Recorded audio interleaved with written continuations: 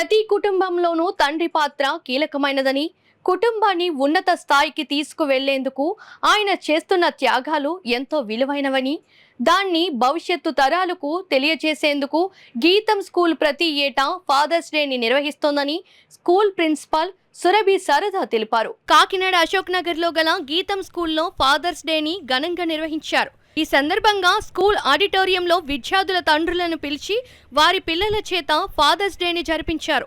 అందులో భాగంగా ప్రతి పిల్లవాడు తన తండ్రికి పాదపూజ చేసి ఆశీర్వాదం అందుకున్నారు. పాదపూజ చేసిన పిల్లలను వారి తండ్రులు అక్కున చేర్చుకుని వారిని ముద్దాడారు.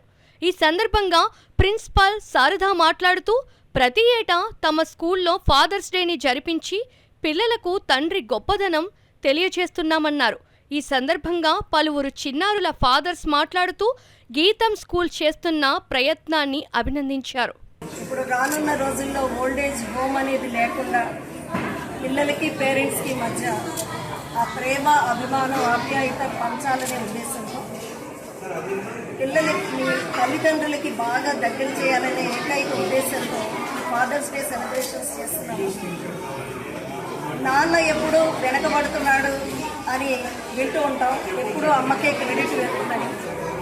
The sacrifices that the father does అనేది బయటికి రాదు. టోటల్ కుటుంబాన్ని కేర్ఫుల్గా చూసే ఫాదర్ ఎప్పుడూ కూడా పూజ్యనీయుడే. సో అలాంటి విషయాన్ని పిల్లలకి తెలియజేయాలనే ఉద్దేశంతో ఈ కార్యక్రమం చేపట్టాము. దీనికి అనూహ్యంగా వచ్చిన మా పేరెంట్స్, ఎస్పెషల్లీ ఫాదర్స్, వాళ్ళందరినీ నేను అభినందిస్తున్నాను. ముఖ్యంగా వాళ్ళు స్పెండ్ చేసే అమౌంట్ వరకే కాదు, వాళ్ళు పిల్లలతో స్పెండ్ చేసే టైం ఎక్కువ ఉండాలనే సదుద్దేశంతో ఈ కార్యక్రమం తయారు చేశాము. సో అందరూ బాగా వచ్చారు, హ్యాపీగా ఫీల్ అవుతున్నారు. ముఖ్యంగా మా పిల్లలు ఇంకా ఎంతూజియాస్టిక్గా, ఇంకా మరింత లవ్ అండ్ ఎఫెక్షన్ పేరెంట్స్కి ఇవ్వాలని కోరుకుంటాం. Happy Father's Day to you all. అరే నాకు చిన్నతనం నుంచి ఏమీ లేవు, మా నాన్న కూడా ఇంకేం చేయలేకపోయాను. అలాంటిది ఇక్కడ ఏదో అనిపిస్తుంది ఫస్ట్ టైం. ముందు ఏంటంటే మన గీతం యాజమాన్యానికి, అలాగే టీచర్స్కి, ఇక్కడ పనిచేసిన ప్రతి ఒక్కరికి, అలా ముఖ్యంగా మన మేడం గారికి, శారదా మేడం గారికి క్లాస్ కొంచెం మన ఫాదర్స్ గట్టిపడ్డారు.